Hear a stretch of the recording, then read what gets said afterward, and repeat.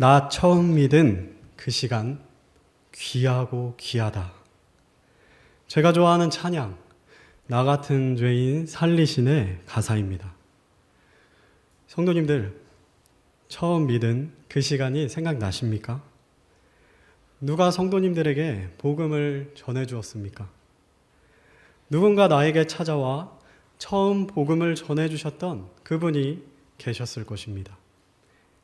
스스로 깨달아서 예수님을 믿을 수 있는 사람은 거의 없기 때문이에요. 하나님께서는 이 복음이 반드시 먼저 구원받은 사람을 통해서 전해지도록 하셨습니다. 먼저 하나님의 사랑을 경험한 자가 하나님께 받은 사랑을 흘려보내도록 하신 것이죠. 그렇게 전해진 이 복음이 예수님의 12사도들과 사도 바울로부터 시작하여 2000년이 지난 지금 전 세계에 전해졌습니다. 지금 우리나라에는 건물 하나에 교회가 하나쯤은 꼭 있을 정도로 수많은 교회들이 있습니다. 그리고 우리나라는 전 세계에서 미국 다음으로 두 번째로 많은 선교사를 파송하는 국가가 되었습니다. 우리나라는 영적으로 엄청난 축복을 받은 나라가 아닐 수 없습니다. 하지만 이런 우리나라도 처음부터 복음이 있었던 나라가 아니었어요. 복음이 전혀 없었던 우리나라에 제일 처음으로 복음을 전해준 선교사님들이 계셨기 때문에 오늘날 우리도 구원받고 이 자리에 앉아서 함께 예배드릴 수 있게 된 것입니다. 여러분들도 잘 알고 있듯이 우리 행당동 성서 침례교회도 69년 전에 한국에 오신 표수다 선교사님이 복음을 전하면서 이곳에 교회가 세워졌습니다. 이방 땅에 나간 수많은 선교사님들과 그의 가족들이 이방 땅에서 복음을 전하다가 풍토병에 걸려서 죽기도 했다는 사실을 우리는 잘 알고 있습니다. 그들은 어떻게 자신과 가족들의 생명을 걸고 그렇게까지 할 수 있었던 걸까요? 오늘은 사도행전 14장 본문을 통해 생명을 바치는 사랑에 동참하자라는 제목으로 성도님들과 두 가지를 함께 나누도록 하겠습니다. 첫 번째로 자신의 생명보다 영혼들을 귀하게 여기는 선교사님들을 위해 기도해야 한다는 것입니다. 다 같이 본문 19절에서 20절 말씀을 다시 한번 읽도록 하겠습니다. 시작. 어떤 유대인들이 안디옥과 이고니움에서 거기로 와서 사람들을 설득하고 돌로 바울을 친 뒤 그가 죽은 줄로 생각하고는 도시 밖으로 그를 끌어내니라. 그러나 제자들이 그를 둘러섰을 때에 그가 일어나 도시로 들어갔다가 이튿날 바나바와 함께 더베로 떠나니라. 저는 이 부분을 읽을 때마다 참 경이롭습니다. 사도 바울의 믿음의 분량을 감히 가늠할 수가 없기 때문이에요. 이고니움 회당에서 많은 영혼을 구령한 사도 바울과 바나바는 급하게 루스드라로 오게 되었습니다. 혹시 지도가 있으면 한번 띄워주시면 감사하겠습니다. 지도가 있나요? 예, 없는 것 같습니다. 예. 안디옥과 이고니온에 사는 유대인들이 사도 바울을 죽이려고 했습니다. 그래서 사도 바울과 바나바는 이 안디옥과 이고니움 지역에서 급하게 이 루스드라로 내려오게 된 것입니다. 그들은 그 먼 곳을 사도 바울을 죽이려고 쫓아왔습니다. 나를 죽이려고 쫓아다니는 사람들이 있다고 한번 상상을 해보겠습니다. 얼마나 괴로울까요? 성도님들 혹시 꿈에 도망을 다니는 이런 꿈을 꿔보신 적이 있으신가요? 저는 꿈속에서 밤새도록 도망 다니는 꿈을 꿔봤던 때가 있었어요. 왜 도망 다니는지 그 이유도 잘 모르겠는데 밤새도록 꿈속에서 도망을 다녔던 겁니다. 아침에 일어났더니 너무너무 피곤했습니다. 잠을 잔 것 같지가 않았어요. 기진한 상태로 잠에서 깨게 된 것이죠. 이렇게 꿈속에서만 도망을 다녀도 아주 힘든데 사도 바울은 깰 때든지 잘 때든지 항상 이런 위협 속에 있었다는 거예요. 유대인 율법주의자들은 사도 바울을 눈의 가시처럼 지독하게 미워했을 것입니다. 그만 생각하면 분노가 끌어올랐을 거예요. 본인들은 평생 동안 율법을 통해서 구원에 이른다고 철석같이 믿고 율법을 지키는데 온갖 정성을 다 쏟으면서 살아가고 있는데 갑자기 어떤 사람이 나타나서 율법으로는 절대 구원받을 수 없다고 말하고 다니는 거예요. 그가 얼마나 미웠겠습니까? 내가 그동안 힘들게 쌓아온 이 모든 것들이 물거품이라는 것입니다. 아무것도 아니라는 거예요. 그들은 눈에 불을 켜고 안디옥과 이고니온에서부터 사도 바울을 죽이려고 그를 쫓아 내려온 것입니다. 사도 바울은 루스드라에서 안디옥과 이고니온의 유대인들에게 붙들려서 돌에 맞게 됩니다. 그를 돌로 친 유대인들은 그가 죽은 줄 알았어요. 그들은 사도 바울이 죽었다고 확신하며 사도 바울을 도시 밖으로 끌어내었습니다. 누가 봐도 죽은 사람으로 보일 수밖에 없을 정도로 사도 바울은 그렇게 처참하게 돌에 많이 맞았던 것입니다. 아마 사도 바울 본인도 그 자리에서 나는 여기서 죽는구나 이렇게 생각했을 거예요. 우리는 여기서 하나님의 일을 한다고 해서 그에게 고난이 찾아오지 않는 것이 아니라는 것을 알 수가 있습니다. 이 멀고 먼 선교지에서 하나님을 위해 복음을 전하는 일, 가장 귀한 일을 감당하고 있지만 우리 선교사님들에게도 언제든지 어려움이 찾아올 수 있다는 말입니다. 그래서 우리는 선교사님들을 위해서 기도해야 되는 것입니다.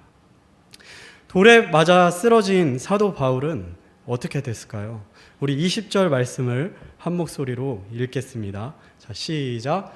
그러나 제자들이 그를 둘러섰을 때에 그가 일어나 도시로 들어갔다가 이튿날 바나바와 함께 더베로 떠나니라. 쓰러져 죽은 것처럼 보이는 이 사도 바울 곁에 제자들이 찾아왔습니다. 제자들이 둘러서자 죽은 줄 알았던 사도 바울은 놀랍게도 깨어나게 됩니다. 제자들이 둘러서서 가만히 있었을까요? 그들은 쓰러져 있는 바울을 둘러싸서 바울을 위해서 기도했을 것입니다. 죽은 사람으로 보일 정도로 많이 맞았던 사람이 갑자기 일어나서 정상적으로 돌아다닐 수 있었다는 것은 말도 안 되는 일입니다.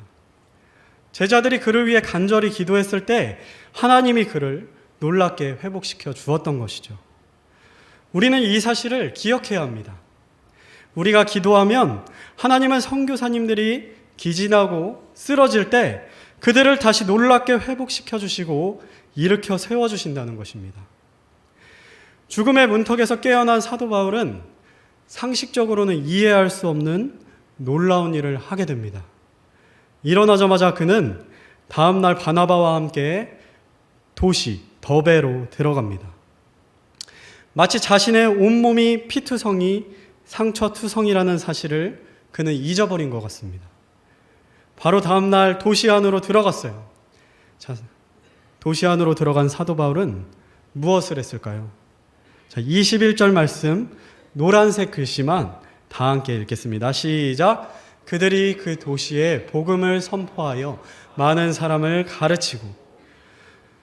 죽음의 문턱까지 갔던 사도 바울이 깨어나자마자 한 일은 놀랍게도 복음을 전하는 일이었습니다. 그는 도시 한복판에 들어가 담대하게 복음을 선포했습니다. 저는 이 구절을 읽을 때마다 정말 경이롭습니다. 이 사람은 정말 복음에 미쳤구나. 어떻게 이렇게 할 수가 있는 거지? 웬만한 사람은 돌에 맞아 죽을 뻔했다면 아마 트라우마가 생길 거예요. 또 돌에 맞으면 어떡하지? 당연히 움츠러들지 않겠습니까? 그런데 사도 바울은 반대였습니다. 그는 오히려 더 담대하게 영혼들을 향해 영혼들이 있는 곳으로 돌격합니다. 돌로 또 치든지 말든지 오늘 죽든지 내일 죽든지 그것은 사도 바울에게 중요한 것이 아니었습니다. 오직 사도 바울에게 중요한 것은 단 하나, 아직 복음을 듣지 못한 영혼들이 저곳에 있다는 것이었습니다. 그들에게 지금 당장 이 복음을 들려줘야만 한다는 거예요. 이것이 사도 바울이 가졌던 영혼에 대한 사랑입니다. 자기 생명조차 아까워하지 않은 그런 사랑인 것이죠. 그의 이 뜨거운 사랑이 있었기에 이방 땅에 복음이 전해졌고 오늘날 우리에게도 복음이 전해지게 된 것입니다. 자, 우리가 잘 아는 것처럼 사도 바울 이후에도 사도 바울과 같은 수많은 믿음의 선배들이 있었습니다. 우리 침례식 때 우리 교회에서 나눠주는 소책자, 피 흘린 발자취에 잘 나와 있지 않습니까? 예수님을 전하다가 죽음을 맞이한 수많은 순교자들이 자신의 생명을 아까워하지 않고 죽는 마지막 순간까지 입술을 열어서 끝까지 복음을 전했습니다. 그들 모두는 단 한 영혼이라도 더 살려내야만 한다는 그런 간절함을 가지고 있었습니다. 자, 오늘날 이 시대에도 이런 귀한 마음을 가진 분들이 계십니다. 그들은 하나님을 사랑하고 영혼을 사랑하기 때문에 나 자신의 안정과 안락함을 포기했습니다. 바로 우리 친교회에서 파송한 선교사님들입니다. 그들은 안락하고 익숙하고 편안한 고국을 떠나서 먼 나라 타국 선교처에 가 계십니다. 지금의 저로서는 감히 상상도 못할 일들을 그들이 하고 있어요. 선교사님들을 생각할 때마다 저는 그들의 믿음과 결단이 너무나 존경스럽습니다. 한때 해외 선교로 젊은 시절을 타국에서 다 보내시고 타국에 교회를 개척하셨던 우리 이충세 담임 목사님도 너무 존경스럽고, 앞으로 베트남 선교를 위해서 잘 다니시던 직장을 그만두시고 신학교에 입학하시는 이천 형제님도 너무 존경합니다. 이분들은 사도행전 1장 8절 말씀을 예수님께서 직접 우리 모두에게 주신 그 사명 그대로 실천하고 계신 분들이 아닐 수가 없습니다. 우리 사도행전 1장 8절 말씀을 다 같이 읽도록 하겠습니다. 시작. 오직 성령님께서 너희에게 임하신 뒤에 너희가 권능을 받고 예루살렘과 온 유대와 사마리아에서 그리고 땅의 맨 끝 지역까지 이르러 나를 위한 증인이 되리라 하시니라. 선교사님들은 예수님께서 우리 모두에게 주신 이 사명을 교회의 이름으로 가장 앞서서 실천하고 계신 분들입니다. 하지만 예수님께서 주신 이 사명은 선교사님들에게만 주신 사명이 아니에요. 이 사명은 여기 앉아있는 구원받은 우리 모두에게 주신 사명인 것입니다. 우리 모두가 사실은 선교처에 가 있어야 마땅하다는 거예요. 마태복음 9장 17절에서 38절 말씀을 다 함께 읽겠습니다. 시작. 이에 그분께서 자기 제자들에게 이르시되 진실로 수확할 것은 많되 일꾼들이 적으니 그러므로 너희는 수확하시는 주께 기도하여 그분께서 그분의 수확밭에 일꾼들을 보내실 것을 청하라 하시니라. 예수님은 말씀하십니다. 진실로 수확할 것이 많다. 하지만 일꾼이 적다라고 하십니다. 수확할 것이 많은데 일꾼이 적어서 수확해야 할 것들을 제때 수확하지 못하고 있을 때 농부의 마음은 어떨까요? 타들어가지 않겠습니까? 그것이 우리 하나님의 마음이라는 것입니다. 진실로 수확할 것은 많으나 일꾼이 적습니다. 예수님은 우리 모두가 마땅히 기도해야 한다고 말씀하십니다. 우리가 수확밭에 나가지 못한다면 적어도 이렇게 기도하라는 거예요. 하나님, 저 대신 하나님의 수확밭에 수확할 수 있는 일꾼을 보내주세요. 이렇게 기도하라는 것입니다. 하나님의 이 안타까운 마음을 잘 알고 예수님께서 말씀하신 그대로 수확밭에 일꾼을 보내주시기를 항상 기도하는 저와 성도님들이 되시길 바랍니다. 그리고 이미 수확밭에 나가 있는 귀한 선교사님들을 위해 항상 기도해 주시기 바랍니다. 우리 교회 입구에 보면 선교사님들의 선교처와 선교사님들의 사진과 이름이 붙어 있습니다. 많은 성도님들이 선교처와 선교사님들을 위해 기도하고 계신 줄로 알지만 그동안 혹시 유심히 보시지 않았던 성도님들이 계시다면 앞으로는 지나다니실 때 조금 더 관심을 갖고 어느 선교사님이 어느 나라에 가 계신지 유심히 살펴보고 선교사님들의 선교처와 이름을 부르며 기도에 함께 동참해 주시길 바랍니다. 성도님들이 기도해 주시면 선교사님들이 넘어졌을 때 선교사님들이 일어날 수 있도록 하나님께서 그들을 도우시고 힘을 주실 것입니다. 그리고 교회에서 단기 선교를 갈 수 있는 기회가 생긴다면 시간을 내어서 단기 선교에 동참해 보시길 바랍니다. 가서 직접 보면 내 눈으로 본 그 선교처의 영혼들을 마음에 품고 그들을 떠올리며 생생하게 선교처를 위해 기도할 수 있게 될 것입니다. 이 생명을 바치는 사랑에 동참하기 위해서 또 우리는 어떻게 해야 될까요? 두 번째로 제자들을 세우는 일에 동참해야 됩니다. 자, 우리 21절에서 22절 말씀 노란색 글씨만 함께 읽겠습니다. 시작. 다시 루스드라와 이고니온과 안디옥으로 돌아가 제자들의 혼을 굳건하게 하며 그들을 권면하여 믿음 안에 거하게 하고. 죽음의 위기로부터 깨어난 사도 바울은 깨어나자마자 복음을 전했어요. 그런 그가 복음을 전한 후에 지체하지 않고 곧바로 했던 것이 한 가지 더 있었습니다. 바로 제자들을 가르치고 세우는 일이었습니다. 바울과 바나바는 제자를 가르치기 위해서 루스드라, 이고니온, 안디옥으로 다시 돌아갔습니다. 이 루스드라, 이고니온, 안디옥이 어떤 것이었나요? 루스드라는 바울이 돌에 맞아 죽을 뻔했던 곳입니다. 그리고 이고니온과 안디옥은 자기를 돌로 쳤던 유대인들이 살고 있던 곳입니다. 돌아다니다가 혹시 그들의 눈에 띄거나 그곳에 사도 바울이 왔다는 소문이 들린다면 바울은 언제든지 다시 돌에 맞아 죽을 수 있었습니다.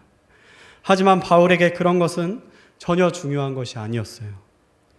바울에게 중요한 것은 그곳에 이미 구원받은 영혼들이 있다는 것이었습니다. 바울은 그들을 가르쳐서 그들을 제자 삼고 그들의 믿음이 굳건히 세워지기를 원했습니다. 한 영혼이 바로 서게 되면 그 영혼들을 통해서 또다시 복음이 전해지기 때문인 것이죠.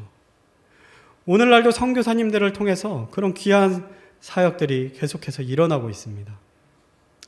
이충세 담임 목사님께서 젊었을 때 중국에 개척하신 교회가 지금까지 굳건히 성장하여 복음을 전하는 일을 감당하고 있는 모습을 우리는 보게 되었습니다.